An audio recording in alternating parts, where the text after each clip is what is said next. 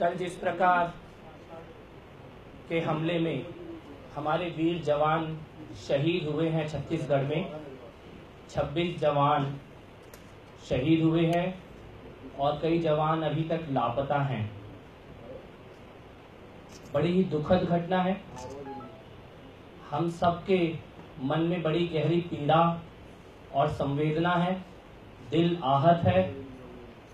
भगवान से प्रार्थना कर रहे हैं कि भगवान उनके परिवार को इस अपार दुख को सहने की शक्ति दे।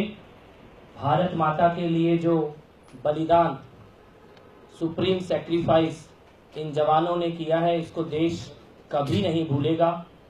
उनके रक्त की एक एक बूंद के हर भारतवासी हमेशा ऋणी रहेगा, कर्जदार रहेगा, सदा उनको याद रखेगा। श्रद्धांजलि देते हैं हम लोग हर वीर शहीद जवान को और भर्त्सना करते हैं जिस प्रकार से कायराना तरीके से छिप करके हमारे वीर जवानों के ऊपर हमला किया गया, क्योंकि दुश्मन को भी ये मालूम है कि हिंदुस्तान के वीर सैनिकों को सामने से आकर युद्ध में लड़ना, परास्त करना उनके बस की नहीं है। इसीलिए वो छुपकर कायरों की तरह हमला करता है और भाग जाता है। दुखद है और बहुत गुस्सा दिलाने वाली घटना है, क्रोध देने वाली घटना है, अक्षम्य है। माफी करने योग्य अपराध नहीं किया गया है और माफी किया भी नहीं जाना चाहिए।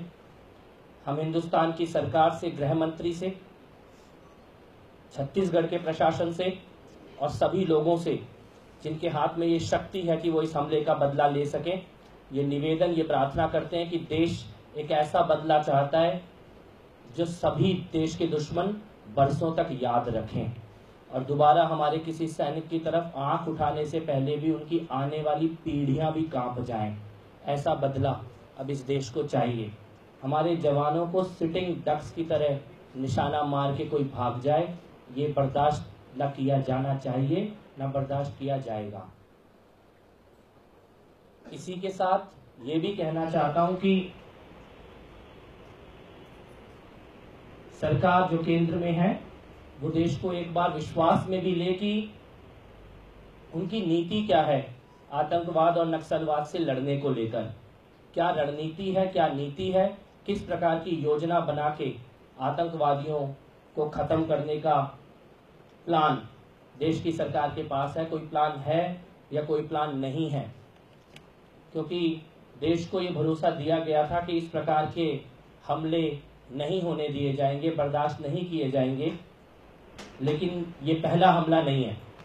तो सरकार भी थोड़ा देश को विश्वास में ले, बताए कि नीति क्या है और उसके साथ साथ एक बदला लेकर सैनिकों का मनोबल भी दोबारा बढ़ाने वाला काम करे और देश के नागरिकों को भी ये भरोसा दे कि अगर कोई हमारे एक सैनिक के ऊपर हमला करता है तो उसका समूल नाश कैसे किया जाता है ये हमें आता है।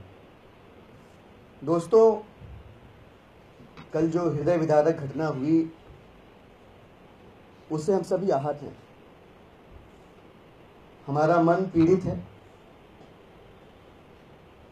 शोक संतप्त परिवार के साथ हमारी संवेदनाएं हैं।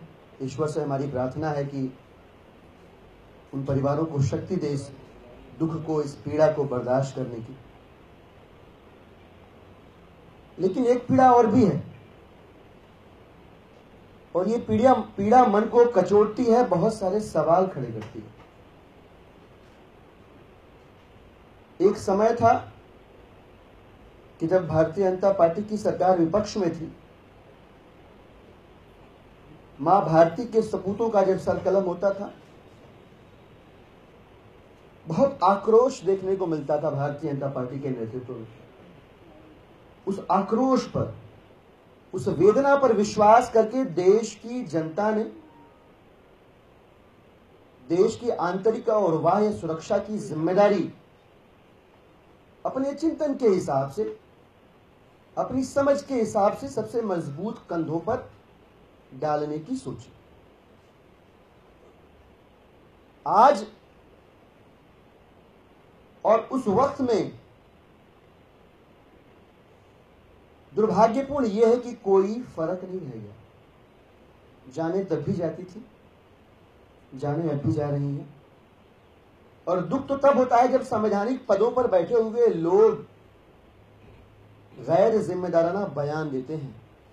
देश जानना चाहता है, इस पीड़ा की घड़ी में भी, इस तकलीफ के क्षण में भी जानना चाहता है देश कि माननीय RS प्रसाद जी ने तो कहा था कि नोटबंदी ने आतंकवाद की कमर तोड़ दी है।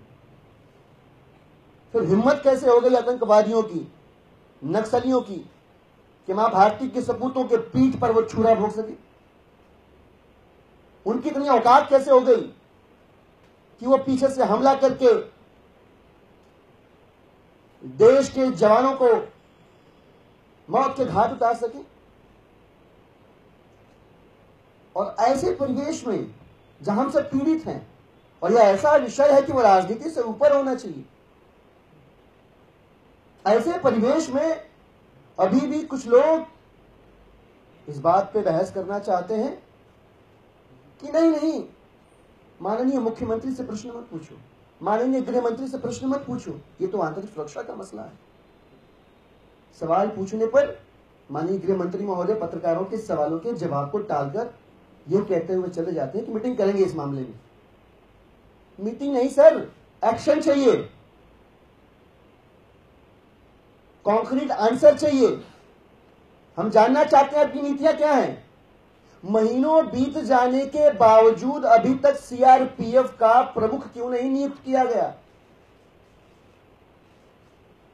CRPF